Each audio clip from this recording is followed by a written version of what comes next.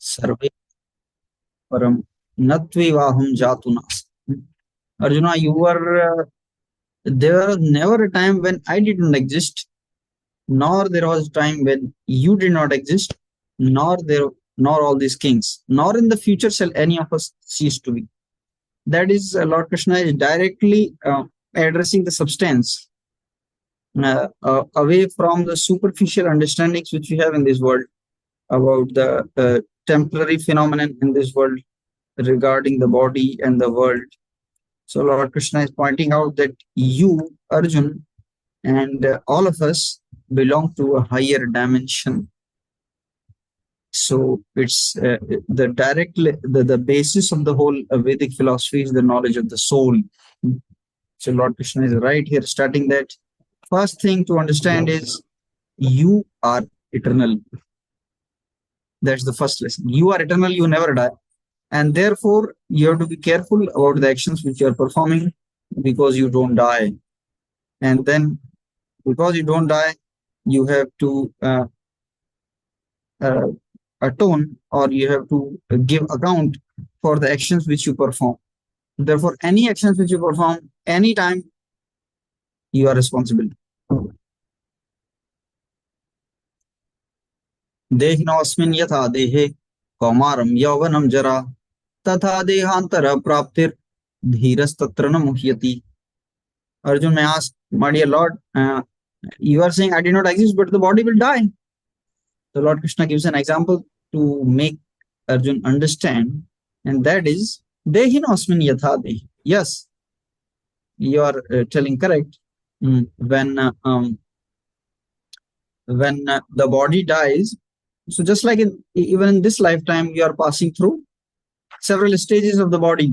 You pass through Kamar Avastha, you pass through Yavan Avastha, and you will pass through Jara Avastha. Similarly, after your present body is finished, tatha dehantara praptir, you will get dehantaran to another body. That's called transmigration. And dhira, or the sober man who is not addicted to material enjoyment, he is not bewildered. Arjun may say, yes, you are correct, but still, if I kill Bhishma, I lose the relation with the soul who is possessing the body of Bhishma. So then Lord Krishna says, yes, that's bound to happen. Whenever the material senses contact sense objects, it leads to happiness and distress. Matra sparshastu kaunteya sitoshna sukha dukkada agama apaino nitya tam stitikshasva bharata. Matra sparsh. Matra is the sense objects. Whenever the senses contact the sense objects, it will lead to dualities, heat and cold, sit ushna, sukh and dukh, happiness and distress, da, man and apman. You will lead to either famous or infamy. They will come, agama, apainu, but they will go also. They will not stay forever. And they are anitya. Therefore, just learn to tolerate. Just tolerate for some time. Just like in summer season, what to do? Too much hot, too much hot. Just tolerate and keep your duty fixed.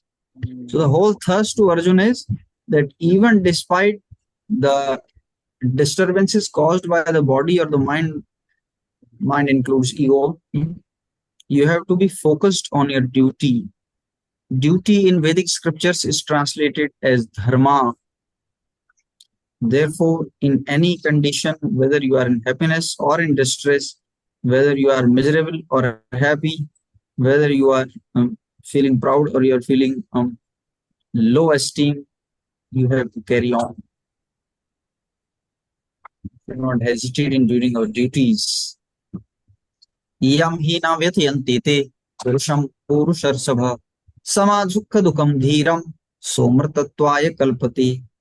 What will happen, Arjun, if you persevere even in your bad times, in your good times, you do not stop chanting, you do not stop reading Prabhupada books and stop serving Srila Prabhupada? What will happen? Yam hina vyatyanti. Despite all these climatic inconveniences, if you persevere and carry on, just carry on. Purusham Purusharsabha. O Arjun, sama sukha dukham. He regards material happiness and distress as alike and focuses on the spiritual part of life. That is called Hamsa. Hamsa means he can separate the milk from the water. Similarly, one who can separate the spiritual essence from the material life is called Hamsa. Also, he is called as Dhira. Sama dukkha sukham dhiram. So amritatva kalpa. That person is eligible for eternal life. He is eligible to go back to God. If you are too much disturbed in the dualities of life, then uh, then you are not a fit candidate for liberation. Therefore, one has to pass this test, become fit for or eligible. That's the criteria. It's like you need to crack the JEE exam to enter IIT. Similarly, there's the eligibility criteria. What is that? You have to tolerate happiness and distress, material. Even if the devotional service is painstaking, still you should not give up. Hari Hari, it's little difficult.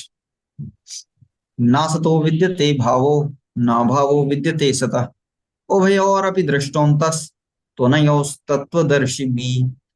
Drashtontas, those who are deep seers, those who can see within. Ubhayor, by seeing the body and the soul, they have concluded that the body cannot be preserved and the soul cannot be destroyed. And therefore, this is their conclusion. Those who are the wise and sages. Therefore, material activities will also not be preserved for long. One time Prabhupada said that this thing, this was Ravi Shankar, there was a this thing, I think, Shehnai player, I guess. Very, very great music player. So Prabhupada said he took 3 lifetimes to become whatever he is now. Let us say Sachin Tendulkar or somebody takes 3, 4 lifetimes, practice one lifetime after another to get where they are. But ultimately, whatever endeavors you put, however lifetimes you put, the material endeavors, the material skills, the material talents, the material knowledge is not very long lasting. Even if you do karma kanda and go to heaven, even that position is not very long lasting. Nasato vidyate bhavo. For the temporary, there is no endurance for long. Na bhavo vidyate sata. On the other hand, if you do spiritual activities, they will be your permanent credit.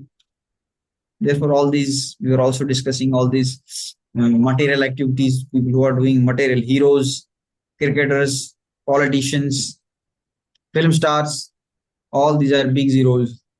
And our acharyas, they are eternal personalities. So choose your role models effectively and wisely, because all that glitters is not gold. Some people may glitter like Juno, like the glowworm, when the sun is not there. But when the son of Krishna is there, all these glowworms, they just look like ugly green insects. Therefore, who should be the role model? Is you have to learn.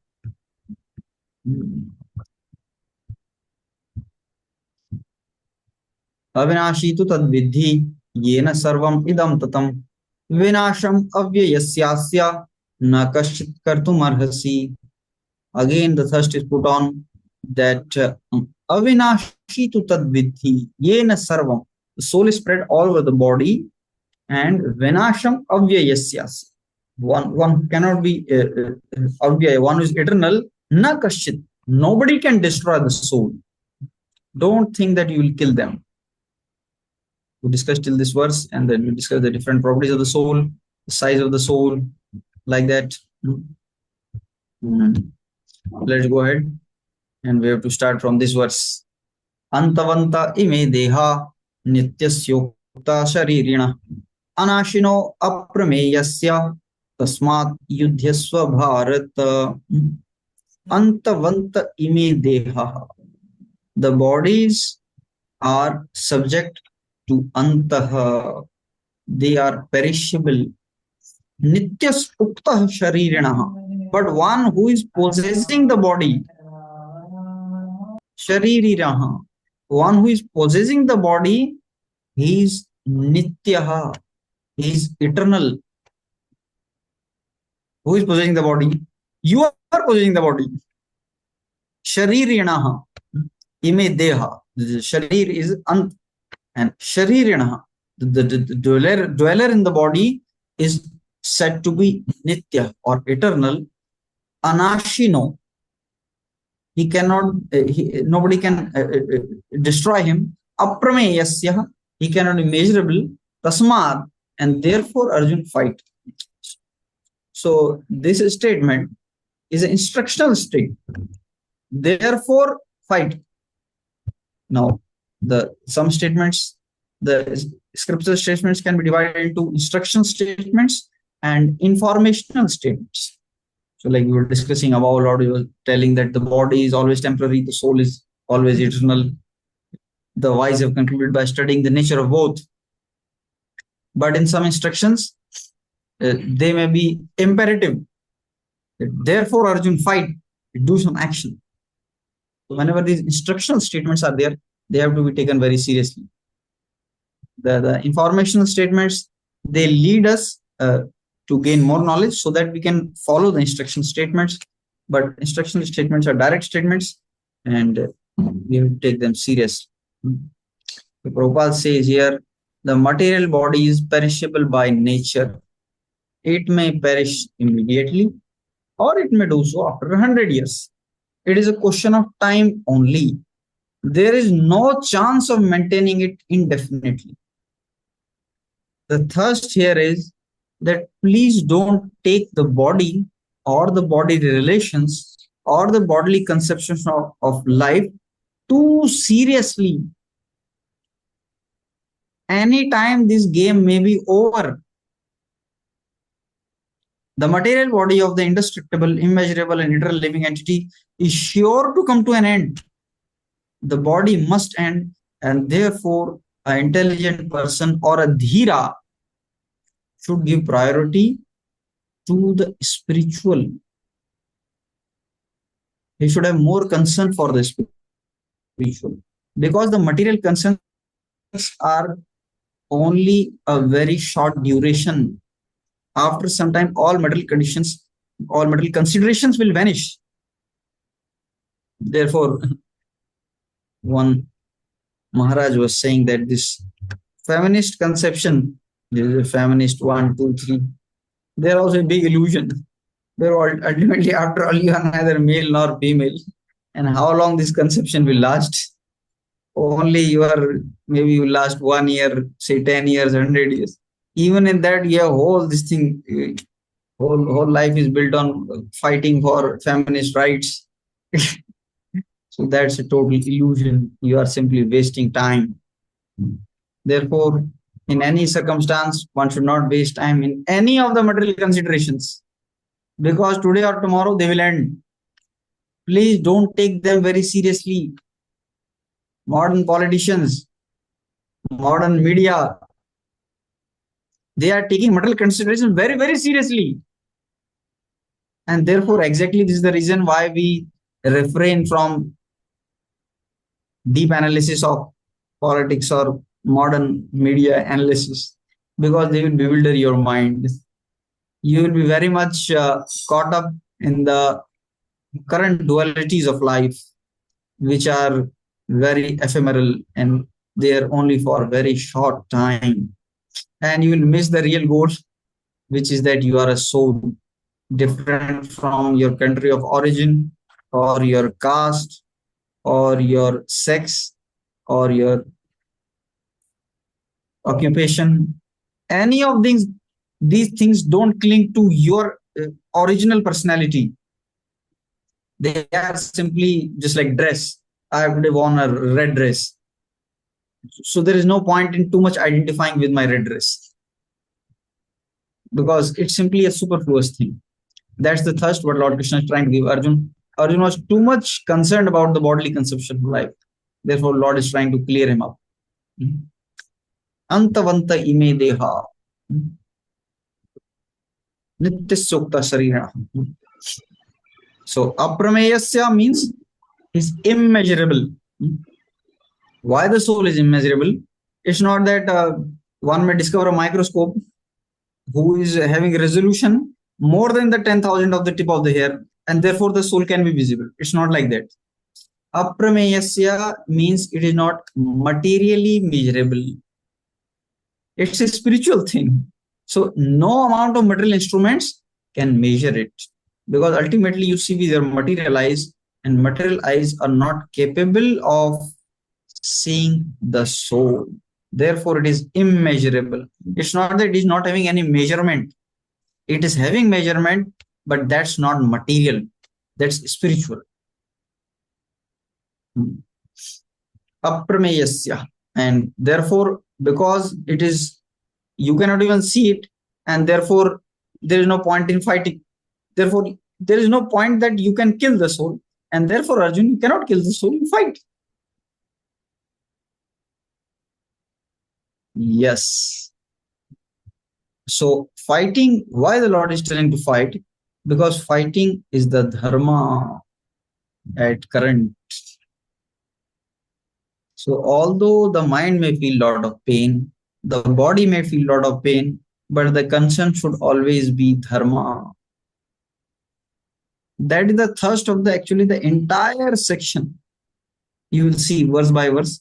Entire section is focusing, Arjun, do not give up dharma. If you give up dharma, you will only have loss in life. Dharma has to be practiced at all costs. Somebody is having a problem with watching wrong things. He should be ready to break his laptop for the sake of dharma. Do you have that priority in life? I really want to follow dharma, or I just want it to be, I just want to be carried away by the temptations of this world. That will lead to infamy and hellish destination. So dharma cannot be given up, and the yes, and also the Krishna says here. Okay, fine. Let's go ahead. Ya enam veti hantaram, yaschainam manyate hatam, ubhau tau no vijani tau, nayam hanti na hanyate. Ya enam veti hantaram. One who thinks the soul can kill, nor he who thinks the soul is killed. Ubhau tau no vijani. To both of them do not know, because soul cannot kill and soul is not killed. Here Arjuna is saying, Krishna is saying, Arjun, don't think that you can kill. So, so in preaching, like we don't directly say, but we tell the principle. Krishna is saying, don't think you can kill this. He's saying, neither he thinks the living entity is the slayer. So Arjun, you are not the slayer, and the soul is not slain, is in knowledge. For the self slays not, nor is slain. Now, here is a very interesting point. Try to understand it properly. One part is clear that soul is not killed. That's okay. When the death comes, the soul is not killed. But if we think over the first part, neither who thinks the living entity is the killer, then what is the meaning of statements? Don't cause violence. There is a Vedic statement, Ma himsyat sarva bhutani. Prabhupada. So somebody may say, soul never kills. So what is the meaning of violence? Ma himsa. What is the meaning of himsa? Like we are supposed to practice ahimsa, right? There are 4 principles of religion. Saucham, tapa, saucham, daya. That's ahimsa. We are supposed to practice it. So how does it happen? How does it translate? So himsa means separating the body from the soul is called himsa. Himsa does not refer to the death or killing. Himsa refers to separating the body from the soul. That is the meaning of himsa implied in statements such as ma himsyat sarvabhutan. Don't try to unnecessarily separate the body from the soul. That's the point Prabhupada says. Killing the body of anyone without authority is abominable and is punishable by the law of state as well as by the law of the Lord. So here the Lord is ordering Arjun to kill. Therefore, Arjun is having authority. So his killing is not abominable and his killing is not punishable. He will not get karma. That's the point Lord Krishna wants to drive. Another point is when are the other times when killing can be authorized? In the court of law, there are courts of Manu or modern government, you may see some imperfect laws. So if somebody murders someone, he may also be killed. Also, because this topic is coming here, we have to discuss a little about the Vedic sacrifices. Some of the Vedic sacrifices prescribe the killing of animals. Ashwamedham Gavalambam, Sanyasam Palapatrikam, Devarena Stopati, Kalau Pancha Vivarjayet. So there are various Vedic sacrifices which recommend the killing of animals. And so they have to be seen in proper light. Beginning with Manu Samhita, actually the killing of animals is not encouraged. So maybe I will show you some verses for this.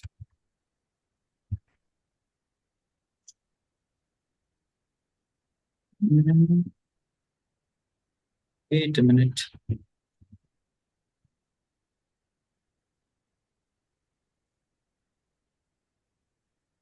Yeah, so Manu Samhita says, यावन्ति पशुरोमाणि तावत् कृतो हि मारणं वृथा पशुघ्नः प्राप्नोति प्रेत्य जन्मनि जन्म. As many hairs there are on the body of animal, so many times after dying does it needless killer suffer violent death birth after birth. Needless killer. So okay, so there are some more things. That was yeah. So there is another verse. I'm not getting the quotation right now. So Manu Samhita says that in place of sacrifice, so like you sacrifice some animal, so you can so the Brahmanas would sacrifice the animal, and immediately after this thing, it would get a new body, like it will become young, or it will go to heaven. It may get a human body, or killing process also through different methods. Simply by chanting the mantras, the animal may be killed, or like direct the method which with weapons we use. Manu Samhita onwards prescribes that you need not even bring an animal. You can make an animal of clay and perform the sacrifice with that. You can even make an animal of butter, ghee, and you can perform sacrifice with that. So try to understand properly that especially in Kali Yuga, these things are not encouraged at all. I just quoted the verse Ashwamedham Gavalam. Similarly, these things are told by even Ramanujacharya and Madhvacharya as well. So therefore, in Kali Yuga, the killing of animals for sacrifice is totally prohibited. And even if like some people like Madhvacharya or Ramanujacharya, they didn't directly oppose the Vedic sacrifices, but they said that alternate substitutes may be used if you want to complete that sacrifice. Anyway, that sacrifice was for people who would anyways have a desire to eat meat. For them, some kind of prohibition, some kind of this thing rule was made that you you sacrifice animals, and after the sacrificing animals, you may eat them up. And so but those who don't want to perform those who don't want to kill animals, so they can perform the alternative methods, and that was perfectly fine. You could also do with clay or with ghee.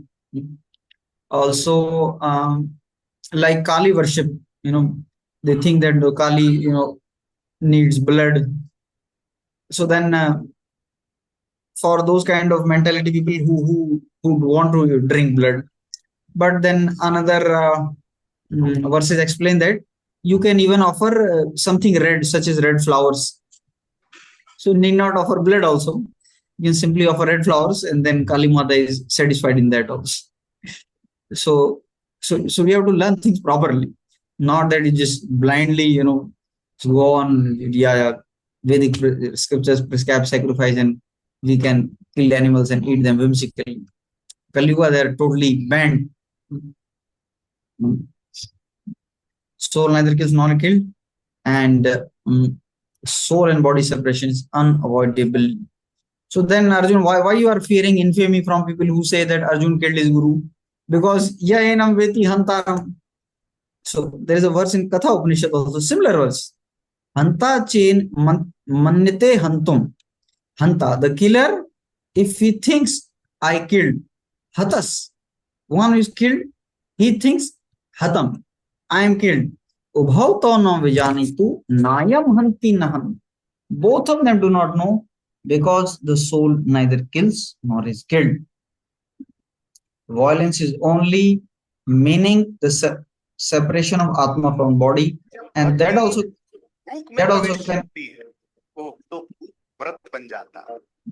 cannot be done without the authorities' sanction. Okay.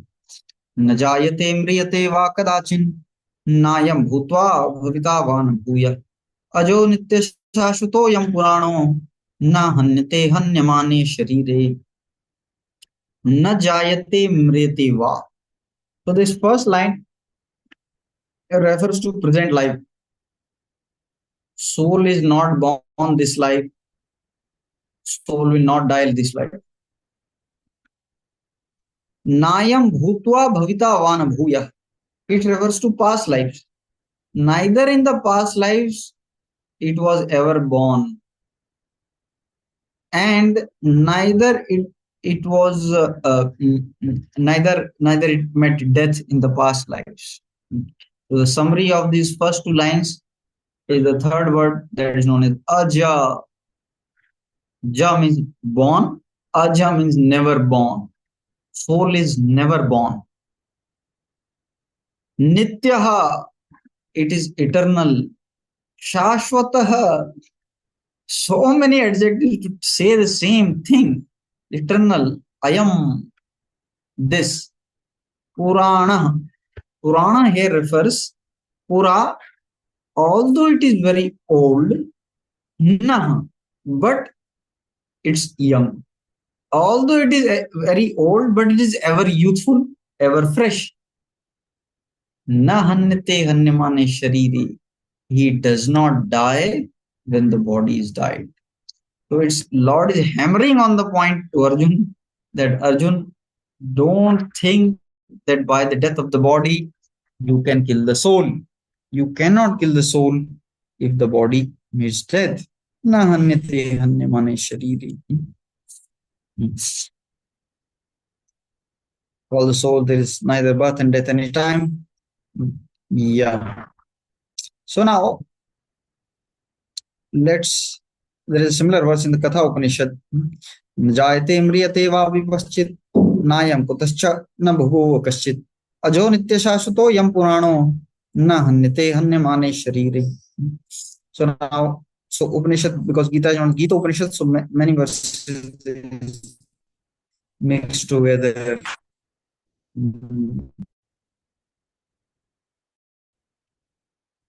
Yes.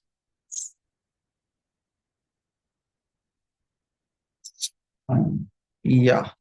So Aja is unborn, and that means he's beyond the dimension of time. Like within the dimension of time, there occurs birth and death, but soul is beyond the dimension of time. So there are 6 changes for the body: Jayate, Asti, Vardate, Vipranmate, Apikshate, Vinashyati. Jayate means the body is born. Asti, it stays. Vardate, it increases. Vipranmate, it transforms.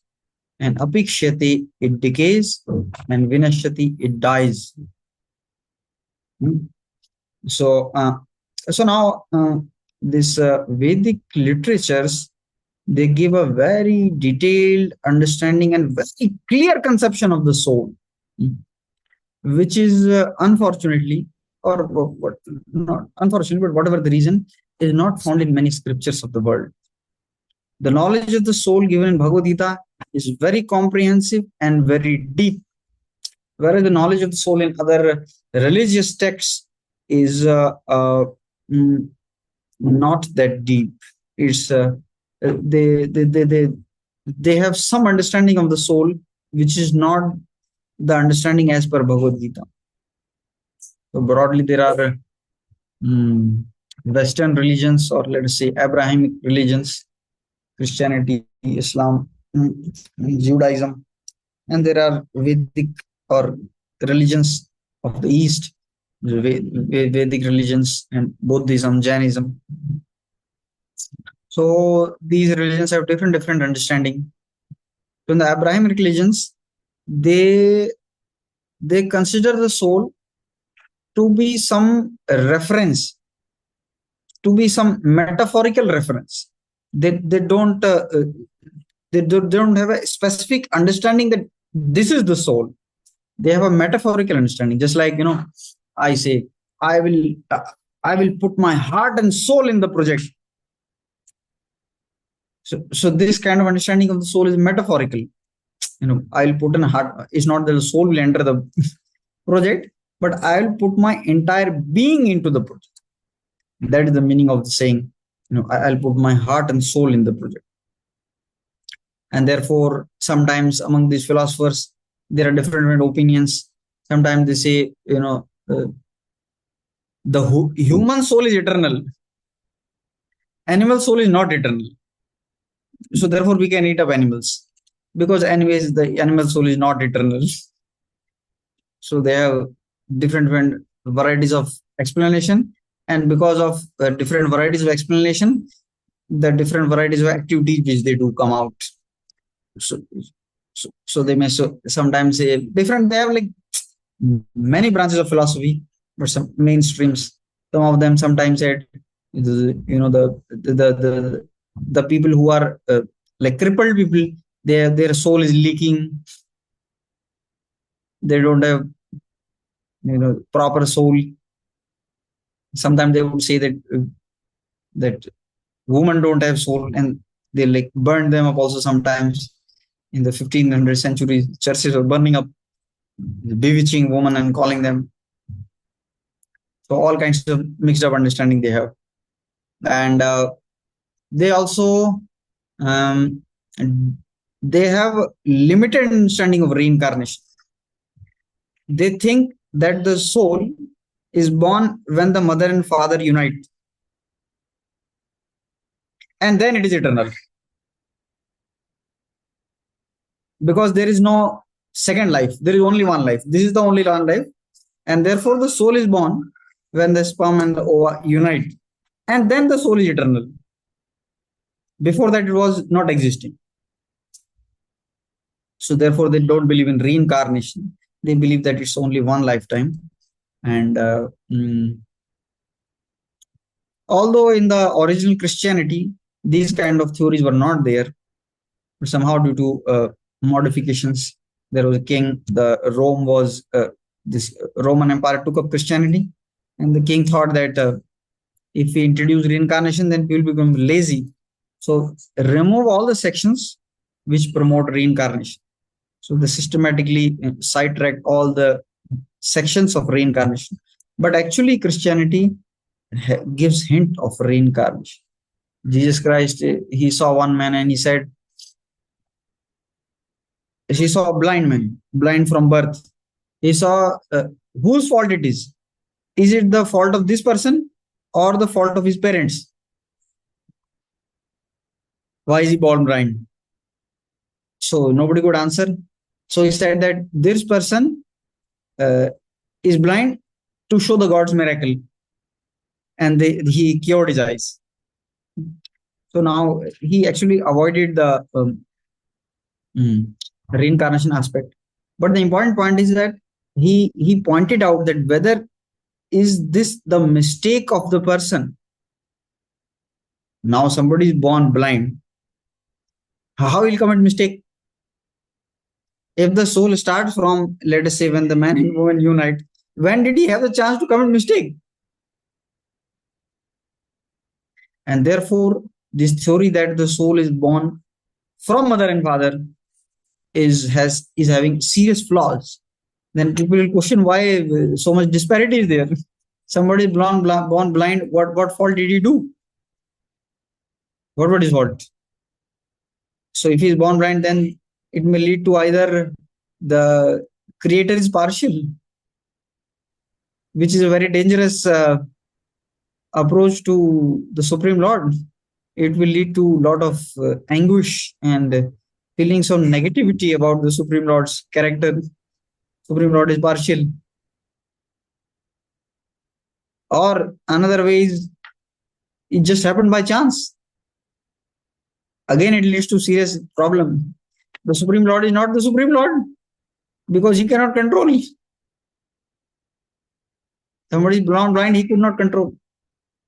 Therefore, these ideas, the intelligent people, they find it very hard to grasp the Bible or the Quran because they have some ideas, but they are primitive. And then after that, they say that he is born at that time when the man and man one unite, and then he will go to either permanent hell or permanent heaven, depending on whether he believes in Jesus or not. If he believes in Jesus, he will go to permanent heaven. And if he does not believe in Jesus, he will go to permanent hell. That points out another problem is that is God so merciless? He gives only one chance. Somebody does not believe in Jesus, he will go to permanent hell. He will not get chance any time in life. That again raises very serious questions about the supremacy and the benevolence and the compassion of the Lord. These are serious concerns. Another point is like, what about people who are born before Jesus? Where they will go? They had no chance to believe in Jesus because they were born before Jesus. So where they will go? And what about people who are born in some places where nobody knows Jesus? What about them? They didn't got any chance to believe in Jesus. What about their destiny? So one devotee, he met a Christian, and he was saying something similar, which you are discussing now. So the devotee asked, okay, Acha, what about the aborted children? Where do the aborted children go? Because they are not born, so they didn't go. They didn't get a chance to either meet Jesus also. So the Christian preacher said they will go to heaven. Said, okay, so aborted children will go to heaven. And if one takes birth, either he may believe in Jesus or either he may not believe in Jesus. If he believes in Jesus, he will go to heaven. But if he does not believe in Jesus, he will go to hell. Correct? Yes. But for the aborted, there is 100% chance that he will go to heaven. So therefore, let's abort all the people. Oh, how can you say like this? So, like these traditions, their philosophies have serious flaws. So therefore, a Vedic follower, especially one who is very fortunate to understand the Vedic philosophy, should understand it very thoroughly and don't commit the mistake again. You have passed through many births. Maybe you were a Christian also once. Maybe you were Mohammedan also once. Who knows? But finally, you have got this very golden opportunity to understand the soul very, very refined way, very correctly, and don't try to understand one who gets a lot has a lot of responsibility also. So so so you are called Aryan. In another verse, the Lord will say, you are Arjun, the believer in the Vedic philosophy. How can you not do the dharma? You belong to Vedic philosophy. How can you act like them? They act like that because poor creatures, they don't have proper understanding. But you are not, you are very fortunate from the birth. Why should you act improperly? Why should you not do dharma? So they may eat meat because their philosophical basis is like that. But how can you, those who know the things as it is, those who understand the science of the soul, how can you?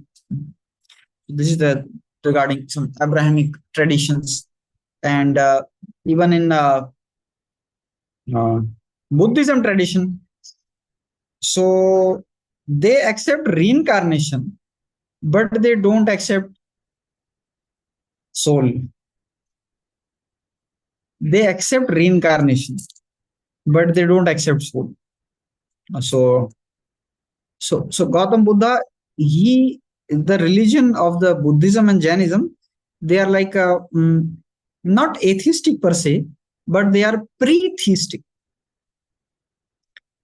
Pre-theistic means they bring one to the mode of goodness. Their practices are such made in such a way that they bring one to the mode of goodness, wherein one can understand Vedic dharma.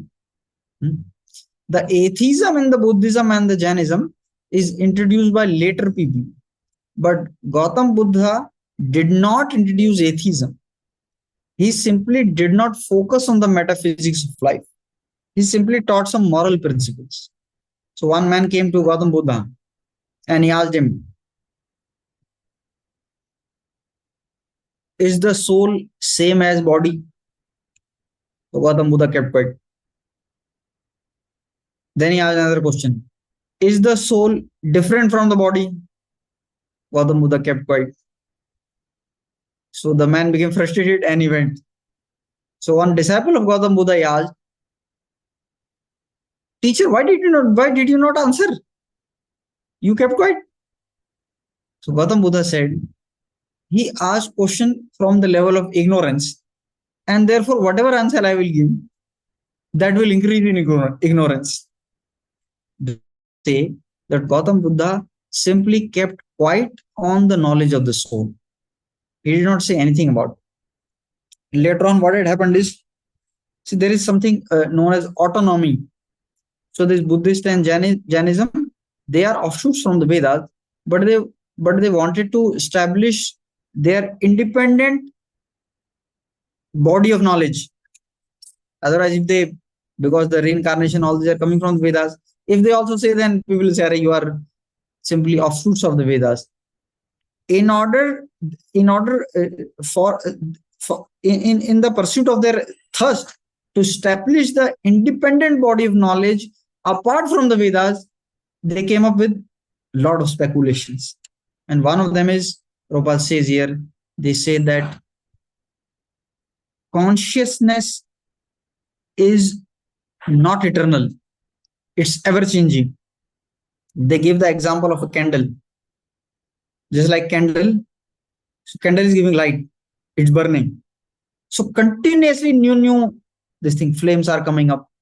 So consciousness is a continuous source of illumination, but every second new consciousness is being formed.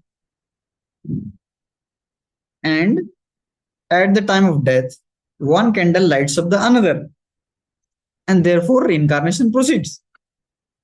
That consciousness, ever changing consciousness, the continuously lighting up, ever changing consciousness goes to another body. So now, because they don't believe in the soul, so the Buddhist philosophers are ever puzzled about the theory that what reincarnates. If there is reincarnation and there is no soul, then what it is that is reincarnating? The body is already dead. So what went from this life to next life, they don't know. This is some ideas in the different traditions. So yeah. So this is there. So the Buddhist philosophy and this thing, Jainism philosophy is a rebel philosophy against the Vedas. Bodies, but the important point they fail to understand here is, in the candle example, is that candle is not conscious. There is a conscious observer of the candle, which is eternal, which they could not fit in their frame of reference. The observer is continuous, one observing the candle. Okay. So therefore, this all the things are told by this thing. This is one book by Stephen Rosen, Reincarnation Controversy, Uncovering the Truth in World Religions. If you have time, you can go through it. It's available in Amazon. Those who are more interested in the subject matter. I'm just shedding some light. Veda vinashinam nityam ya enam ajam avyayam katham sa purusha partha kam ghatayati hantikam. Veda vinashinam. Veda, one who knows, avinashi, indestructible, nityam, always existing, yah enam, this soul, ajam, unborn, katham sa purusha partha kam ghatayati. How can that person kill? And how can that person cause somebody to kill? So what is Krishna saying here? It's very interesting. Krishna is saying, Arjun, how can you say you are killing Bhishma? Katham sa purusha parsha kam ghatayati. How can you kill? How can you kill Bhishma? You cannot kill me. And how can I cause you to kill Krishna? Ghatayati. How can I instigate you to kill Bhishma? And how can you kill Bhishma? Is this point going across? Lord Krishna is very, it's a perfect figure of speech where you don't target the person, but you explain the principle and the person understands. So he wants to say that, O Partha, how can one who knows about the soul kill anyone? That is, how can you kill or cause anyone to kill? I am causing you to kill Bhishma. I am telling you to kill Bhishma. How can I am not responsible, neither you are responsible. Hare Krishna. Prabhupada says here, everything has its proper utility, and a man who is situated in complete knowledge knows how and where to apply a thing for its proper utility. Similarly, violence also has utility. How to apply violence rests with the person in knowledge. So it's not that we practice non-violence. That is not the philosophy. Everything can be used which can be used in Lord's service. Prabhupada is quoting here, justice of peace. Supreme Court may award someone murder, but you cannot blame the Supreme Court. Hey, you have caused him to die. No. Similarly, he quotes Manu Samhita that murder should be condemned to death.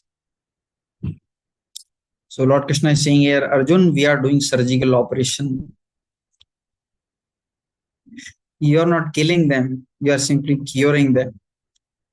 You are curing them of what? You are curing them of their evil mentality. Chaitanya Mahaprabhu's formula is very easy. Chaitanya Mahaprabhu did not encourage killing. He gave us the Hare Krishna Mahamantra. Hare Krishna, Krishna Krishna, Hare Hare, Hare Ram, Ram Ram, Hare. By this, the demoniac propensities will be killed in the heart. But that at this point of time, the Kurus, they were not ready to hear at all. I will not even give the soil which fits in a nail's needle. They were bent upon fighting. Therefore, sometimes it's wise to perform operation on the patient. Chaitanya Mahaprabhu's operation is very simple. Simply chant. So Krishna is not at fault for killing. Krishna is not at fault for inciting. People may say that Krishna is a warmonger. Krishna is a big politician and he caused so many people to die. But Krishna is saying, no. Kam ghatayati hanti kam. How can he kill? So nityam. Nityam can mean to soul, or is also mean to one who knows constantly, then the soul can never be killed. And the main point is he kills because he has conviction in dharma. Again, I am pointing out the same thing. Lord is saying, give more preference to dharma, not to your bodily considerations. Give more preference to dharma. I will end this with the conclusion of the Mahabharata, written by Vyasadeva. It's very nice. Try to understand. Speaks about dharma. He says, Ya imam sahita punyam पुत्रम अध्यापकम शुकम मातृपितृ सहस्राणि पुत्रदार शतानि च संसारेषु भूतानि यान्ति यस्यांति चापरे।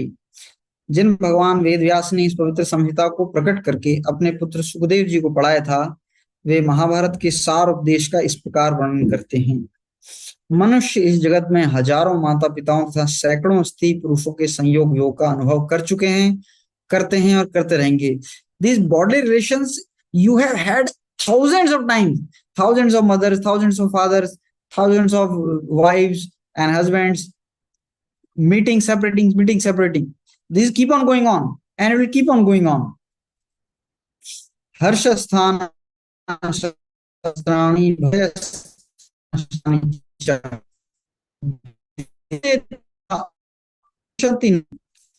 today he has thousands of topics to be happy materially and to be distressed, fear.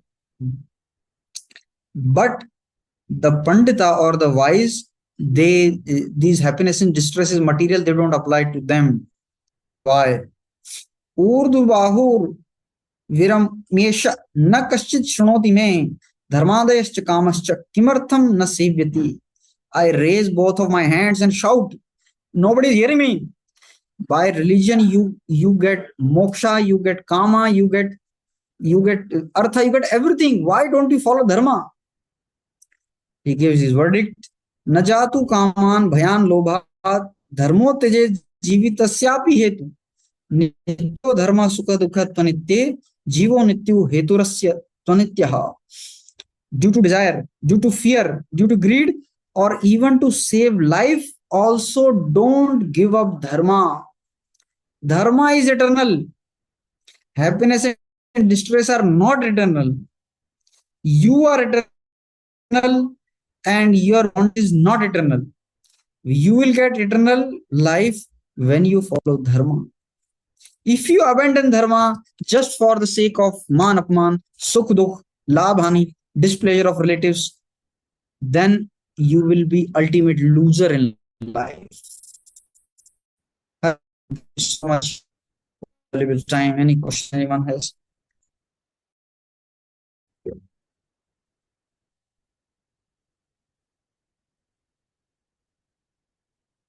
If anyone would like to ask any question? Hare Krishna, Prabhuji. Dandavat pranam. Yes, Mayank Prabhu. Can you show your video? Yeah.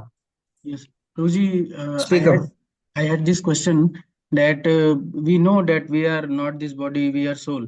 But still knowing this, we have many plans in future or in coming future. But we focus, we know that being practicing devotional service, we want to fulfill some temporary goals in life. And we know that we want to go back home, back to Godhead. But still, while fulfilling those temporary goals, this concept of soul we forget, and when problems come, we forget that we are not this body, we are soul.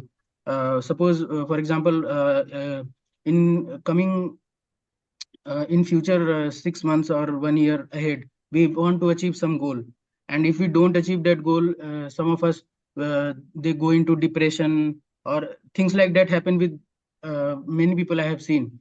So my question is that how to see this eternal concept of soul in that temporary goal that we are making. Means, am I able to make you understand what I'm asking? Yeah, I totally understand. And that's it's not problem only with you, I guess. Everyone will agree that it's a constant problem with everyone. So Prabhu, therefore Chaitanya Mahaprabhu recommends mantra, and then you can by heart it. Sadhu Sangha Sarva Shastra Kai Lava Matra Sadhu Sangha Sarva Siddhi Hai.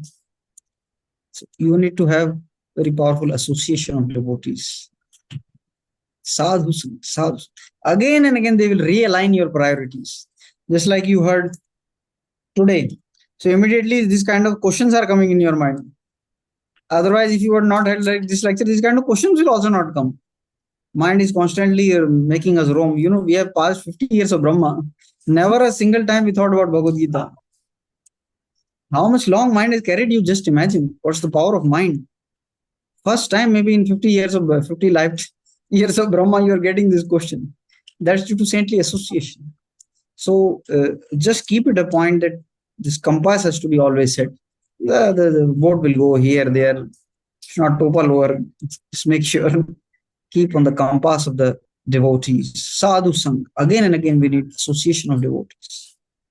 That is the only cure. Therefore, you will find prayers for Grahasthas. So many prayers, they are all calling saintly people to their home. Vasudev is calling Garg Muni. How prayers they are doing. Just read Bhagavatam and find out like that. Okay? Yes, Prabhuji. Yeah, they keep our priority clear. That's their job. Yes, Only thing we just need to be open up to them. If we do run away, how they can catch us? Very difficult for them, right? Thank you. Any other devotee? Maybe Rishabh raised hand first, I think. Who is speaking? Rishabh. Okay. Yes. Can you on your video? Yeah. I have one question from 2.19. It is mentioned that by authority, killing is allowed in the Shastra. By authority's instruction, killing is allowed. So can you share that how government is giving the licenses to the different slaughterhouses? So on that basis, they are killing so many number of animals. How you can? Okay. If I understand correctly, you are saying that the government is authorizing these people, and so therefore, how is it wrong, right? Yes. Sir. Yeah. So, Prabhu, yeah, at this time, I would like to say the time is 8 o'clock. So, those who want to leave, they can leave. Meeting is officially over.